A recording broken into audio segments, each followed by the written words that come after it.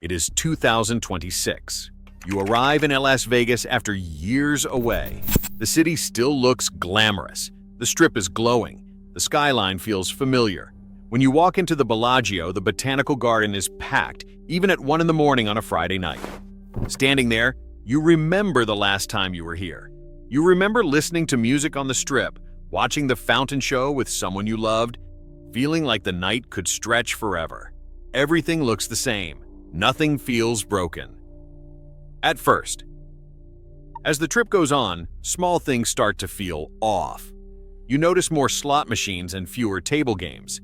The tables that are open feel emptier, and the minimum bets are much higher than you remember.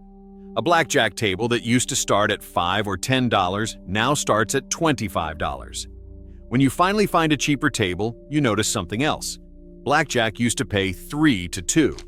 Now it pays $6 to $5. Sounds like a small change, but that one adjustment increases the house edge by 400%. You're not playing the same game for less money. You're playing a worse game disguised as the same one. Your hotel bill arrives with an extra $55 resort fee. Parking runs $20 a night. A piece of your gambling budget disappears before you even sit down. Then you check the buffets. You remember them as part of the classic Vegas experience. Affordable, accessible, fun. In 2019, Las Vegas had over 50 casino buffets. Today, 12. The buffet at Aria, gone. One of your all-time favorites, Carnival World Buffet at Rio, gone. The ones that survived? Bacchanal at Caesars runs $85 for dinner. The Wynn Buffet is $80. Even the budget options sit close to $60 per person. The old $20 all-you-can-eat spread? That was part of the deal. That's what made Vegas feel accessible to everyone. Now, a family of 4 spending $300 just for buffet dinner is not getting subsidized by gambling losses anymore. They are getting charged market rate, because the buffet is not a loss leader. It is a profit center. And that is why buffets did not just disappear, they were replaced. Food halls took their place. Instead of employing 100 staff and subsidizing meals, casinos now lease stalls to third-party vendors who pay rent. The casino stopped feeding you and became your landlord instead. Yes, Vegas still operates. The lights still shine, the crowds are still here. But something feels different. And that is the uncomfortable part, because you cannot tell if the city changed or if you did. Maybe everyone knows this is how vacation is supposed to be now. That confusion and the feeling of being fleeced at every turn is what millions of visitors struggle to explain. And the truth is, that feeling is not in your head, because Vegas did not suddenly lose its mind on pricing. It did not wake up one day and decide to become hostile. The deal changed quietly, years ago, and nobody told the customer. It was not a policy change, it was a structural transplant. The casino's heart was replaced with a landlord's calculator. For decades, Las Vegas ran on a simple, almost invisible agreement. You came to gamble. The city made everything else cheap. Rooms were affordable or comped, food was subsidized, parking was free, and wandering the Strip to just sightsee without buying anything felt encouraged. Casinos did not need to charge at every step, because the real money came from time on the gaming floor. That agreement shaped how Vegas felt, even if most people never consciously thought about it. And then, without a headline or announcement, that agreement began to dissolve. The city kept selling the same image, the same nostalgia, the same promise.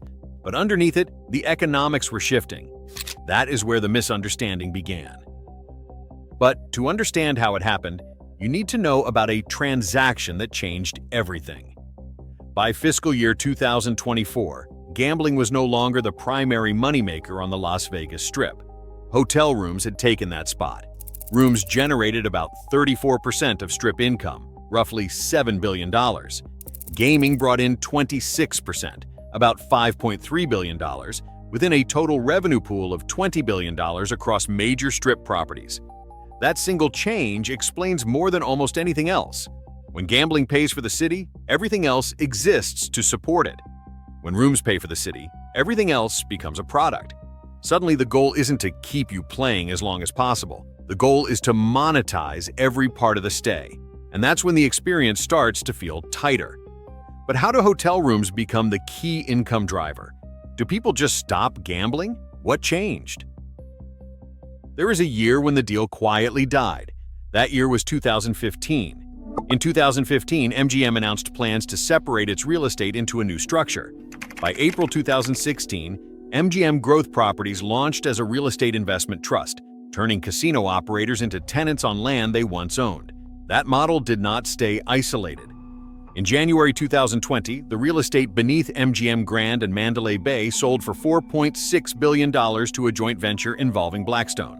By April 2022, Vici Properties completed a $17.2 billion acquisition of MGM Growth Properties, placing huge portions of the Strip under landlord control.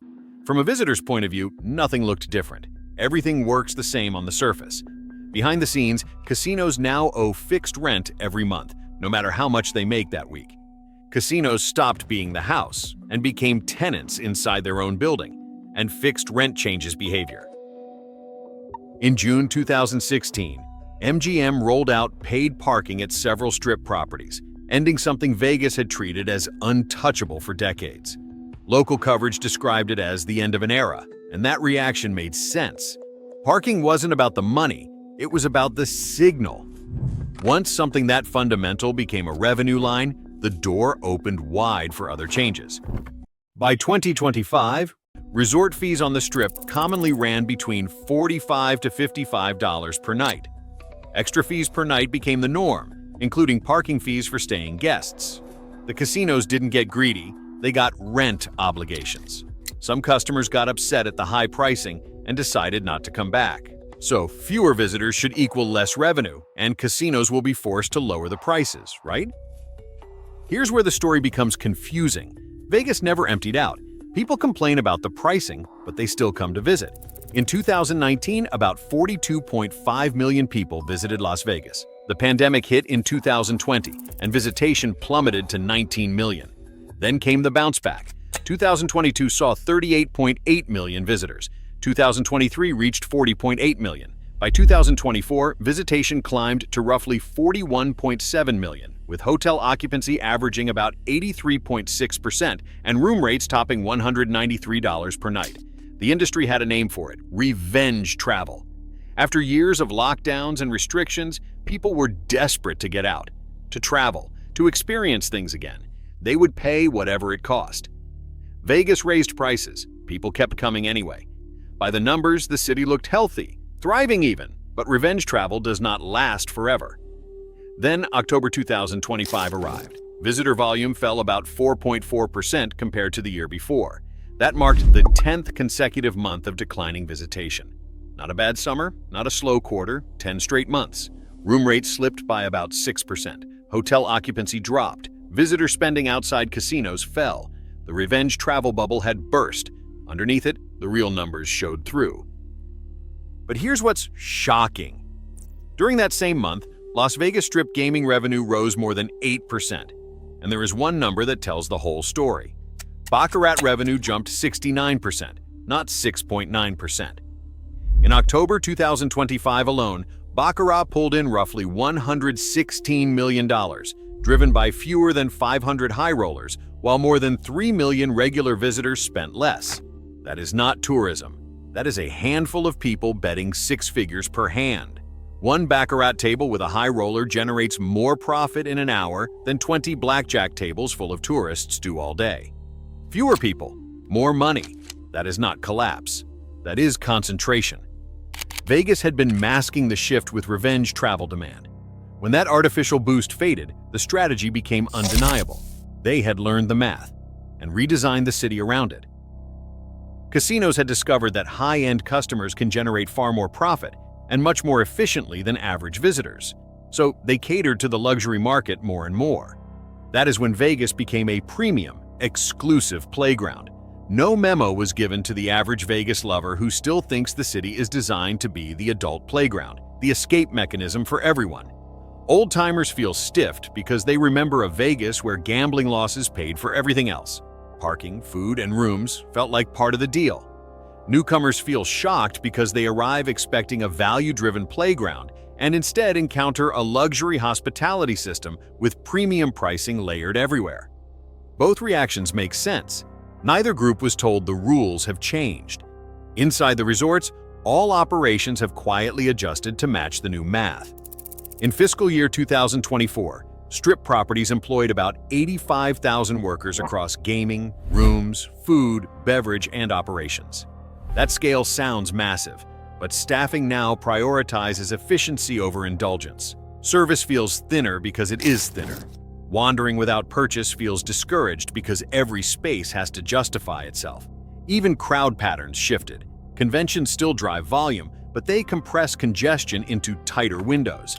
In October 2025 alone, convention attendance jumped nearly 8%, aided by major events like Oracle Cloud World, which brought roughly 30,000 attendees, reshaping the Strip for everyone else that week.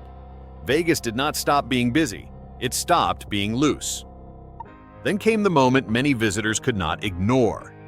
In November 2023, Las Vegas hosted its first modern Formula One Grand Prix. For locals and regular visitors, it felt like a takeover. Months of construction, streets ripped up, the Strip turned into a construction zone, access restricted, traffic rerouted, hotels jacked up rates by 300 to 400%. The race brought global attention and an estimated $1.5 billion in economic impact. The following year brought just under $1 billion, still massive, but dropping. For longtime visitors trying to enjoy Vegas, the message felt clear. This event was not for them. It was for international high rollers who could afford rooms costing $5,000 per night. Vegas had picked its audience, and it was not the middle class. For many guests, Vegas no longer felt built for them. It felt managed, segmented, and controlled, designed for the rich and privileged. Even casino chief executive officers started admitting it.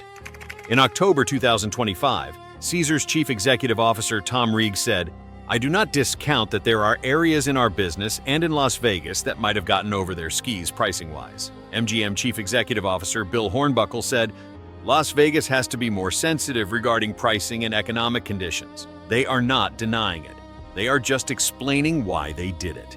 MGM even admitted they had lost control of the narrative after backlash over $12 coffees at Excalibur, a budget resort charging luxury prices. The truth is, the writing was on the wall. We did not see it because we wanted to hold on to our beloved old Vegas memories. By the mid-2020s, the pattern was clear. Las Vegas still filled rooms, still hosted tens of millions of visitors, and still generated billions in revenue. Gaming revenue even rose during months when visitation softened. But the deal had changed. Rooms replaced gambling, landlords replaced owner-operators, fees replaced subsidies. The city never reset expectations. That is why Vegas feels different now. People are not angry because the city is empty or dying. They are reacting because they are comparing today's prices to yesterday's deal, and that deal quietly ended years ago. Vegas still works. It just works for a different version of the visitor than the one it trained everyone to be. Stand on the Strip at 10 p.m. The lights still glow as bright as ever. The fountains still dance. The crowds still move. But walk into any casino. Really look around. Slot machines full. Table games half empty, minimum bets too high. Buffets closed or prohibitively expensive. Free parking long gone. Everything looks the same. But the soul of the place has changed. Vegas used to say, "Come gamble, everything else is on us." Now it says, "Pay for everything and maybe gamble if you can afford it." The deal did not break. It just expired. And nobody sent you the memo. And once you see that, it finally all makes sense. So, what does this mean for the future? Vegas has reinvented itself before. In the 1950s, it was mobsters and showgirls. In the 1970s, it was cheap buffets and $1 shrimp cocktails. In the 1990s, it tried to be family-friendly. In the 2000s, it became the slogan, "What happens here stays here." Every era, Vegas adapted to the economics of the time. This is just the next evolution, the premium era. But here is the historical pattern. Vegas overshoots. It chases a strategy until it stops working, then corrects. They built massive family resorts in the 1990s, then tore down some of them when families did not spend enough.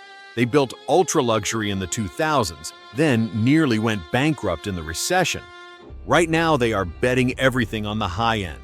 And maybe it works, or maybe a recession hits. Maybe competition from Macau, Singapore, or Dubai siphons off the international whales. Maybe the middle class stops coming entirely, and Vegas realizes it hollowed out its base. If that happens, they will pivot again. Lower prices, bring back value, chase volume. But until then, the current path is set. Vegas is expensive, and it is going to stay that way, at least until it cannot afford to be anymore.